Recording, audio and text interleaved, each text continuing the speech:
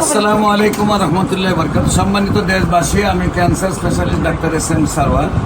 আপনারা জানেন যে সারা ওয়ার্ল্ডের ডাক্তারদের বক্তব্য হলে ক্যান্সার ভালো হয় না।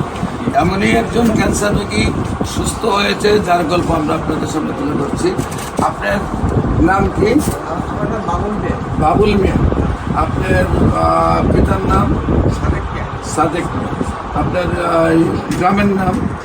আমার বাড়ি ঈশ্বরগঞ্জ, এই ফায়ার সার্ভিসের সাথে আমার বাসা। মানে মূল যে জায়গাটা সেখানে জায়গাটার নাম কি? ঈশ্বরগঞ্জ দত্তপাড়া। ঈশ্বরগঞ্জ দত্তপাড়া। পোস্ট অফিস এই দত্তপাড়া, এই ঈশ্বরগঞ্জ। থানা ঈশ্বরগঞ্জ, ঈশ্বরগঞ্জ। জেলা? ময়মনসিংহ।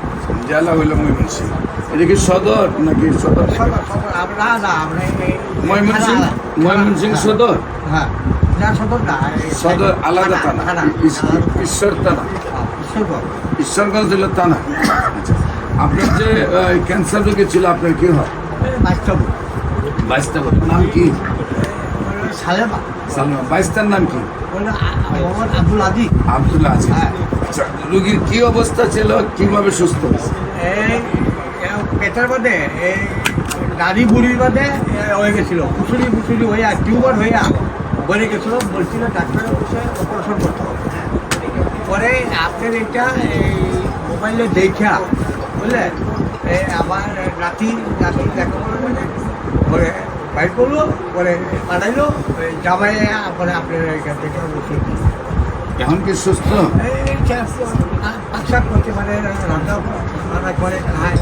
হ্যাঁ, কেউ বলছে না যে বাঁচবে, বুঝলে এরকম। কতদিন আগে আমার এখানে চিকিৎসা হয়েছে?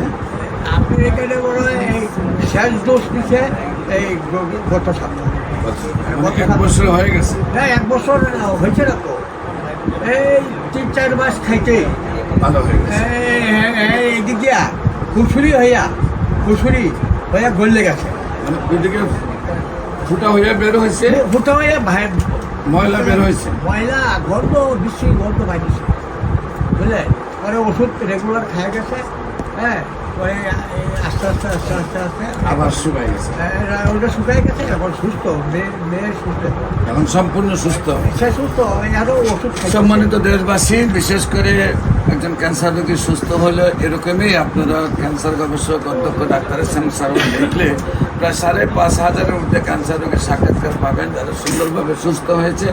আপনাদের যে কোনো সময় আমাদের অফিস ভিজিট করার জন্য আমন্ত্রণ জানাচ্ছি। পাশাপাশি যে সকল ডাক্তাররা মনে করেন যে ক্যান্সার ভালো হয় না, আমরা একসাথে একজোট ডাক্তার কাজ করতেছি, আপনাদেরকেও আমাদের সাথে সহযোদ্ধা হিসাবে চাই।